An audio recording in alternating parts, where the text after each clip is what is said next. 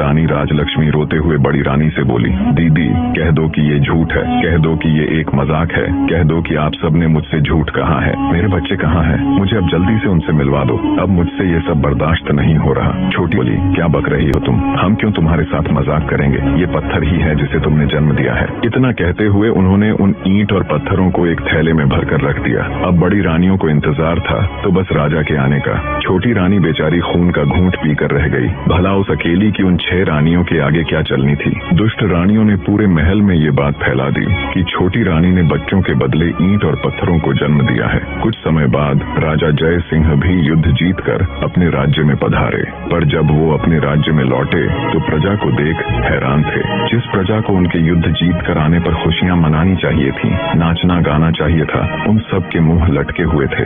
ये सब देख राजा को बड़ा आश्चर्य हुआ। वो असमंजस के साथ राजभवन में आए तो बड़ी रानी सहित अन्य 6 रानियों ने उनका स्वागत किया। उनके चेहरे पर अलग ही खुशी झलक रही थी, पर छोटी रानी राजलक्ष्मी का चेहरा मुरझाया हुआ था। ये सब देख राजा ने अपनी छोटी रानी से पूछा, क्या हुआ रानी? उससे पहले ही बड़ी रानी बोल पड़ी, महाराज चेहरा तो मुरझाना ही था, इसका भेद जो खुल गया है। राजा बोला, भेद? कैसा भेद? तो मुझे साफ साफ बताओ रानी कि आखिर बात क्या है। क्या रानी का प्रसव ठीक से हो गया था? तब दुष्ट रानी दुख का दिखावा करते हुए बोली, महाराज हमें ठग लिया गया है, हम सबके साथ बहुत बड़ा फरेब किया गया है। ये भोली सूरत वाली रानी राजलक्ष्मी एक झूठी मतकार और धोखेबाज औरत है। महाराज ये धूर्त स्त्री गर्भवती होने का दिखावा करती रही, जबकि ये कभी गर्भवती थी ही नहीं। इसने तो बस सब दिखावा किया है। गर्भ होने पर कुछ तो होता, इसे तो ईंट और पत्थर हुए हैं। इतना कहकर बड़ी रानी ने थैले में इकट्ठे किए हुए ईंट और पत्थरों को राजा को दिखाया। ये सब देख राजा तुनक गया और बोला, बड़ी रानी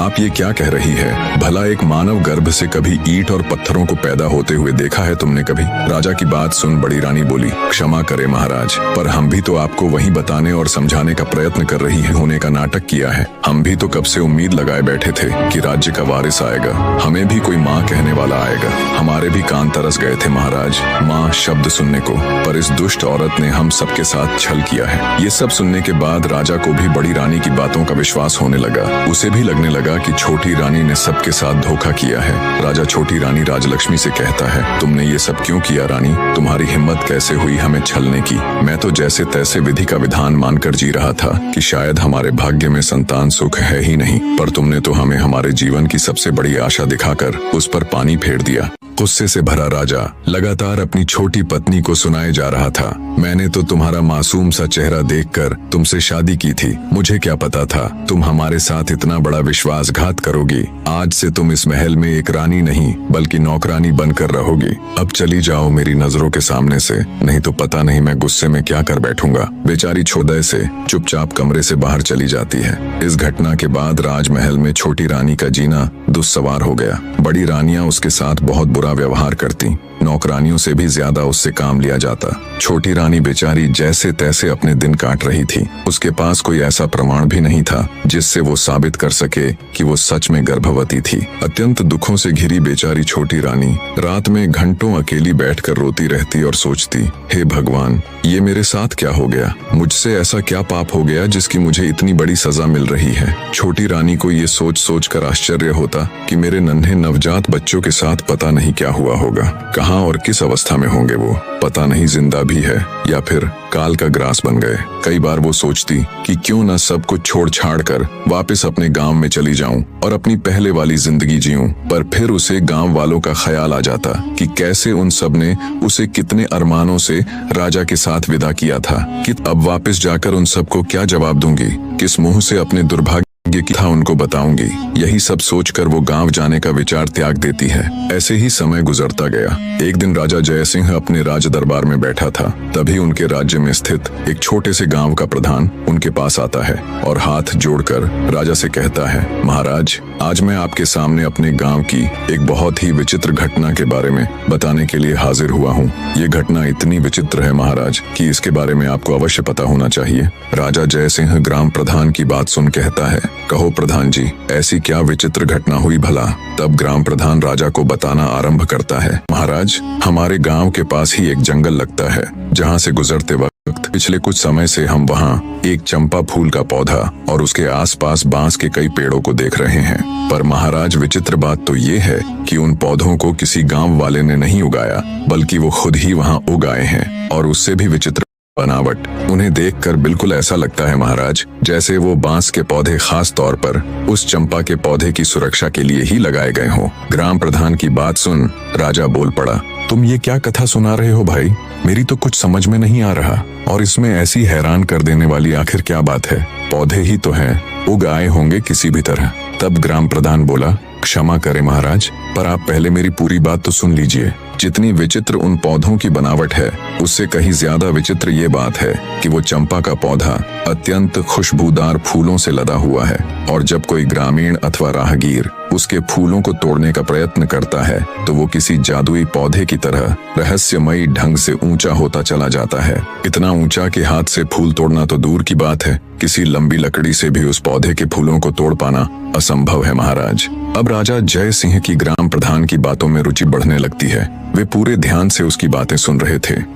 पंच बोला, और महाराज सबसे विचित्र और हैरान कर देने वाली बात तो ये है कि वे पौधे आपस में किसी मानव की तरह बात करते हैं। ग्राम प्रधान की ये बात सुन कुछ देर पहले जो राजा उसकी बातों को हल्के में ले रहा था, अब वो चौंक कर बैठ जाता है कि पौधे आपस में बातें करते हैं, और वो भी बिल्कुल मनुष्य की तरह बोलकर। राजा के साथ साथ पूरा राज दरबार विस्मय से भर जाता है। सभी चौंक कर एक दूसरे का मुंह ताक रहे थे। राजा जय सिंह हैरानी से ग्राम प्रधान से कहता है, ऐसे कैसे हो सकता है कि पौधे आदमियों की तरह बात करें? ठीक है प्रधान जी, अब ये भी बता दीजिए कि वो पौधे आखिर बात क्या करते हैं? प्रधान जी राजा को जवाब देते हुए कहते हैं कि महाराज, जब भी कोई मनुष्य फूल तोड़ने के लिए चंपा के पौधे की तरफ हाथ बढ़ाता है तो चंपा के पौधे से आवाज आती है कि बांस भैया, गांव के ग्रामीण फूल तोड़ने के लिए आए हैं, इनको फूल दूं या लगूं आकाश। इसके बाद उन बांस के पौधों से आवाज आती है, नहीं बहना, लगो आकाश। और उसके आगे का तो ही है महाराज कि चंपा की डालियां इतनी।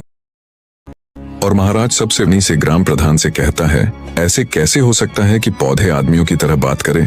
ठीक है प्रधान जी, अब ये भी बता दीजिए कि वो पौधे आखिर बात क्या करते हैं? प्रधान जी राजा को जवाब देते हुए कहते हैं कि महाराज, जब भी कोई मनुष्य फूल तोड़ने के लिए चंपा के पौधे की तरफ हाथ बढ़ाता है तो चंपा के पौधे से आवाज आती है कि बांस भैया, गांव के ग्रामीण फूल तोड़ने के लिए आए हैं, इनको फूल दूं या लगूं आकाश। इसके बाद उन बांस के पौधों से आवाज आती है, नहीं बहना, लगो आकाश। और कि चंपा की डालियां इतनी ऊंची होती चली जाती हैं कि उनसे फूल तोड़ना असंभव है। परंतु सुबह जमीन में अपने आप अत्यंत सुगंधित फूल बिखरे हुए मिलते हैं, पर आज तक कोई भी व्यक्ति उन फूलों को अपने हाथों से नहीं तोड़ पाया है। गांव के सरपंच की बात सुन राजा जय सिंह सोच में पड़ जाता है। फिर कुछ देर विचार कर वो अपने भरोसेमंद वजीर गौरीनाथ को बुलाकर उसे निर्देश देते हुए कहता है, मंत्री जी आप फौरन वहां जाओ और सच का पता लगाओ। वजीर गौरीनाथ जी महाराज कह तुरंत ग्राम प्रधान को साथ ले गांव के लिए चल पड़ता है। कुछ ही देर में मंत्री और ग्राम प्रधान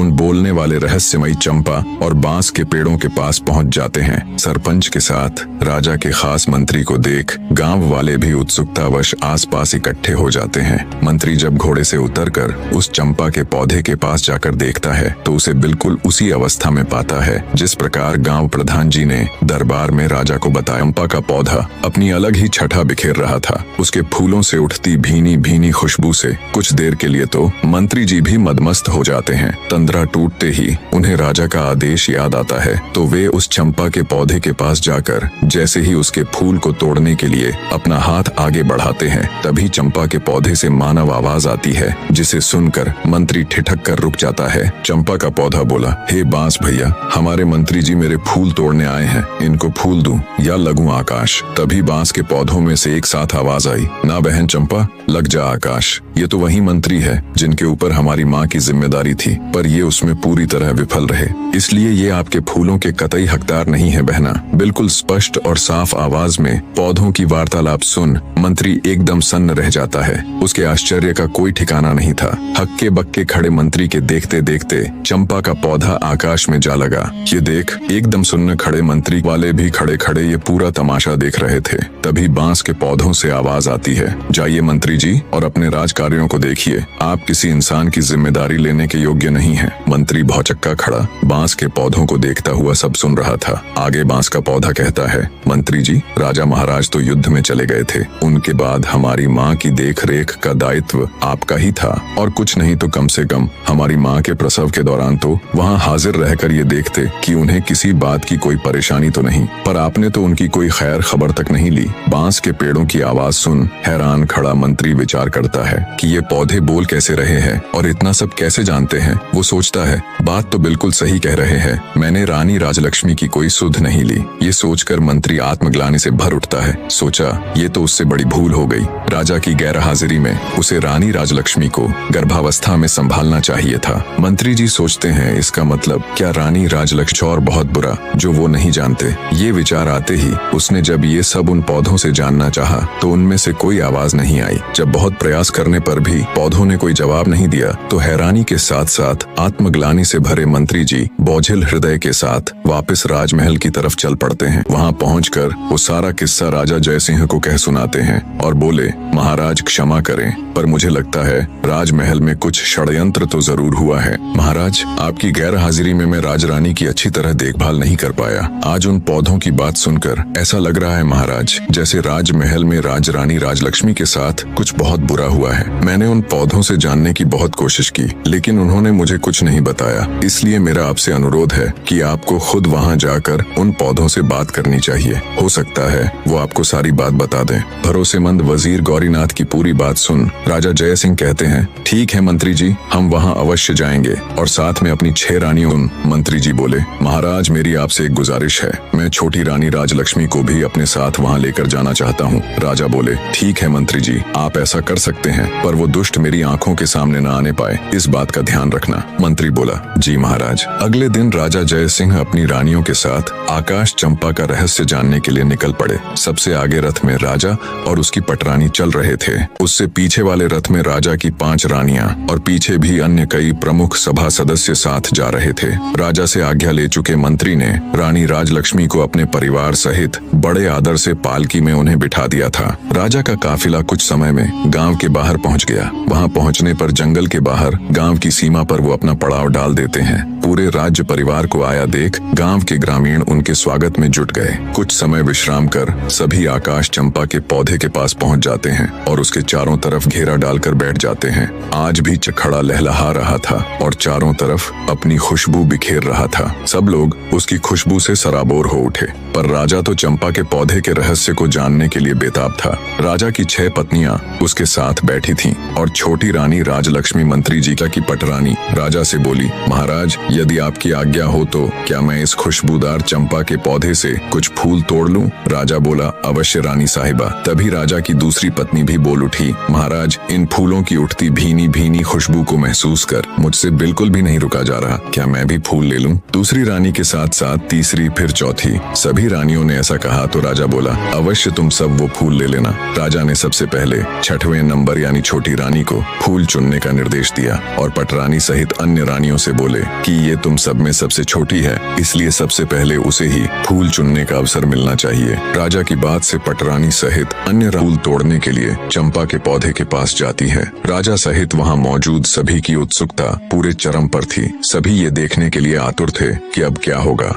रानी ने पेड़ के पास जाकर जैसे ही फूल तोड़ने के लिए अपना हाथ आगे बढ़ाया, तभी चंपा के पौधे से आवाज आई, रुकिए रानी जी, आप मेरी आज्ञा के बिना मेरे फूल नहीं तोड़ सकती। पौधे की आवाज सुन रानी ठिठक कर वहीं रुक जाती है। चंपा के पौधे से आई आवाज इतनी स्पष्ट और तेज थी कि राजा सहित वहाँ मौजूद सभी लोगों ने उसे सुना। अब तक तो राजा ने सिर्फ अन्य लोगों के मुख से ही बोलने वाले चंपा के पौधे के बारे में सुना था, पर अब जब उसने अपने कानों से सुना तो वो भी हैरान रह गया। उसके आश्चर्य की कोई सीमा नहीं थी। तभी चंपा के पौधे से आवाज आई, बांस भैया, हमारी सौतेली छोटी माँ हमारे फूल तोड़ने आई है। मैं टूटू या लगूं आकाश? बांस के पौधे में से आवाज आई, बहन चंपा, लग जा आकाश, यह तो तुम्हें छूने योग्य भी नहीं है। क्या तुम्हें याद नहीं कि इन्होंने हमारी माँ के साथ कैसा अत्याचार किया है? इसलिए के बारे में मत सोच और लग जा आकाश। बांस के इतना कहते ही चंपा की डालियां फिर से ऊपर उठी और आकाश को छूने लगी। रानी पौधे की बात सुन हैरान थी कि ये पौधा क्या बोल रहा है। है, कहीं हमारी पोल ना खुल जाए। उसकी सिट्टी पीटी गुम हो गई।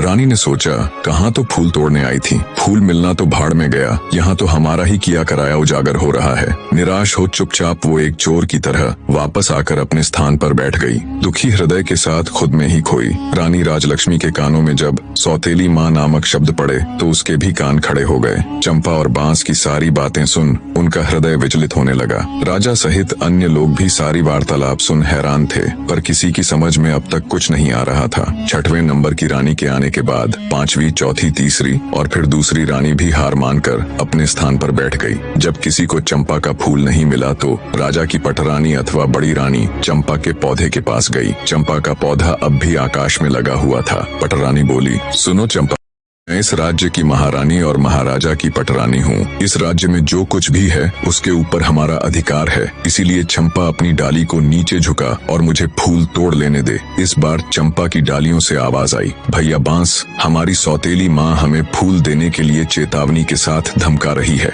और हमें अपना आदेश मानने के लिए कह रही है। तुम क्या कहते हो, हमें इनका आदेश मानना चाहिए या नहीं? बांस बोला, ना बहना, तुम्हें आदेश देने का इनके पास कोई अधिकार नहीं है। ये पटरानी होंगी राजा की और अपने राज्य की। हम इनके राज्य की प्रजा नहीं है और न ही हम कोई वस्तु है जो इनके उपयोग में आना आवश्यक हो। क्या तुम्हें याद नहीं है बहना, इन्हीं के आदेश से तो सारा काम हुआ है। इन्होंने ही तो हमारी माँ को सबसे ज्यादा दुख दिया है और इन्होंने ही हमें वन में भेजकर हमारी मृत्यु का रास्ता तैयार किया था। यह तो महारानी बनने के लायक भी नहीं है, इसलिए बहना तुम्हें इनके पापी हाथों का स्पर्श भी नहीं होने देना चाहिए। सभी के सामने ये बातें सुनकर बड़ी रानी का सर लज्जा से झुक गया। शर्म और अपने कुकर्म का खुल जाने के डर से बड़ी रानी भी ठगी सी चुपचाप अपनी जगह आकर बैठ गई। सारा माजरा देख राजा जय सिंह अब की बार खुद जाने के लिए खड़े होते हैं।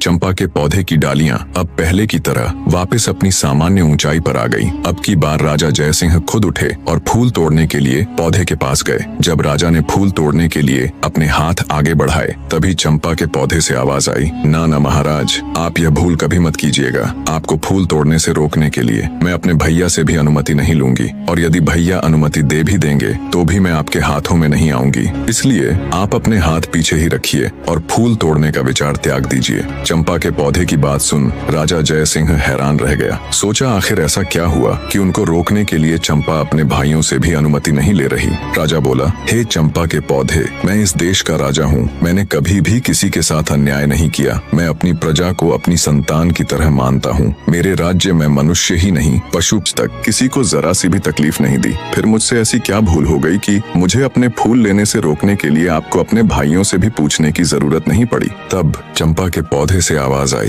हे राजा महाराज, इसमें कोई शक नहीं कि आपने आज तक किसी भी जीव जंतु को कोई तकलीफ नहीं दी, परंतु महाराज आप में एक सबसे बड़ी कमी है कि आप कान के कच्चे हैं। जो कोई भी आपसे जैसा भी कहता है आप बिना सच्चाई जाने वैसा ही मान लेते हैं। खुद से कभी भी सच्चाई जानने की कोशिश नहीं करते। आपने प्रजा को तो संतान मान लिया, लेकिन क्या कभी आपने अपनी संतान की खोज खबर करने की जरा सी भी कोशिश की? क्या आपने कभी ये जानने की कोशिश की कि आपकी अपनी संतान कहाँ है? अरे छोड़िए राजा महाराज, आप तो अपनी गर्भवती पत्नी की भी सुरक्षा तक नहीं कर पाए। बिना सच्चाई का पता किए आपने एक सच्ची नारी को धोखेबाज कहकर नौकरानी बना दिया। तो जाइए महाराज, जाकर अपने राज्य को संभालिए। आप मेरे फूलों के बिल्कुल भी योग्य नहीं हो। चंपा के पौधे की बात सुन बेचारा राजा निरुत्तकाय वापस अपनी जगह पर आकर बैठ गया। उनके मन में हजारों सवाल एक साथ उठ रहे थे। उन्हें कुछ समझ नहीं आ रहा था, क्या सच है क्या झूठ। राजा अपने विचारों की उधेड़ बुन में खोया हुआ था। तभी वजीर गौरीनाथ उनके पास आता है और कहता है, महाराज आप यदि आदेश दे तो हम छोटी रानी राजलक्ष्मी को भी फूल तोड़ने के लिए एक बार पौधे के पास भेज कर देखे। राजा कुछ कहते उससे पहले ही पटरानी बोल उठी, मंत्री जी, जो फूल महाराज के हाथों भी नहीं टूटे वह इस धोखेबाज के हाथों कैसे टूटेंगे? मंत्री जी ने प्रश्नवाचक दृष्टि से राजा की ओर देखा। चंपा के पौधे से अब तक की हुई इतनी बातों से राजा के मन में भी शंका पैदा होने लगी थी। उन्होंने अपनी शंका दूर करने का निर्णय लेते हुए मंत्री जी को अनुमति दे दी। मंत्री रानी राजलक्ष्मी के पास जा उन्हें फूल तोड़ने के लिए कहते हैं। मंत्री की बात सुन रानी राजलक्ष्मी अनमने मन से उठी और चंपा के पौधे की तरफ देखती हुई बोली, मंत्री जी, पौधे की डालियां काफी ऊंचाई पर हैं, मेरे हाथ वहां नहीं पहुंचेंगे। मंत्री बोला, रानी जी आप एक बार वहां पर जाकर के देखिए तो सही। मंत्री जी के समझाने पर रानी राजलक्ष्मी हिम्मत करके चंपा के पौधे के पास गई। पौधे के पास जाकर जब रानी ने अपने हाथ बढ़ाकर चंपा के पौधे तने को छुआ और उसे प्यार से सहलाया तो पौधे पौधे के स्पर्श से रानी को असीम आनंद मिला, जैसे वह अपनी औलाद को सहला रही हो। तभी चंपा के पौधे से रुंधी हुई आवाज आई, भैया बांस। बांस ने कहा, बहन चंपा तुम रो रही हो। चंपा ने कहा, हाँ भैया, रुका ही नहीं गया, क्योंकि आज हमारी माँ मेरे फूल लेने आई हैं। उनके प्यार भरे प्रथम स्पर्श से मैं आनंदित हो गई, इसलिए मेरा हृदय भावुक हो गया। माँ शब्द सुनते ही रानी राजलक्ष्मी भी भावुक हो उठी। तभी चंपा के पौधे से आवाज आई, बांस भैया, आप मुझे आदेश दे कि अब मैं क्या करूं। मेरी तो इच्छा हो रही है कि मैं अपनी माँ के चरणों में अपने सारे फूल समर्पित कर दूं। इस पर सभी बांस के पौधों से एक साथ आवाज आई, हाँ बहन चंपा, तुम बिल्कुल सही हो, तुम्हारा दिल जो कह रहा है वही करो, माँ के चरणों में तो स्वर्ग है। इस आवाज के साथ ही चंपा के पौधे लक्ष्मी के चरणों को छूकर उनके चारों ओर फैल गई और रानी के ऊपर पुष्प वर्षा होने लगी। ये देखकर वहाँ मौजूद सभी लोग बहुत हैरान थे। वो बिना पलक झपकाए इस असीम पल का आनंद ले रहे थे। राजा जय सिंह का भी मुंह खुला का खुला रह गया। बड़ी रानियों ने जब ये नजारा देखा तो वो पैरों से लेकर सिर तक जल भुन गई। उनके दुख की कोई सीमा नहीं थी। इधर रानी राजलक्ष्मी तो जैसे सब भूलकर असीम आनंद के सागर में गोते लगा रही थी। उनके सिर से पांव तक चंपा के पुष्प भरे हुए थे। रानी राजलक्ष्मी एक सांस आंसू बहाते हुए चंपा की डालियों को अपने हाथों से पकड़े सहलाए जा रही थी। ये नजारा देख गांव के सभी लोग हैरान थे। राजा जय सिंह से जब ये सब देखकर रुका नहीं गया तो वे चंपा के पौधे के नजदीक आए और बोले, हे जादुई पौधे, तुम यह बताओ कि तुम कौन हो? तुम देव हो, किन्नर हो या किसी अन्य लोक के प्राणी हो? तुमने किसी को भी अपने फूलों को छूने भी नहीं दिया, परंतु अब छोटी रानी की बाहों में बंद कर उनके ऊपर पुष्प वर्षा कर रही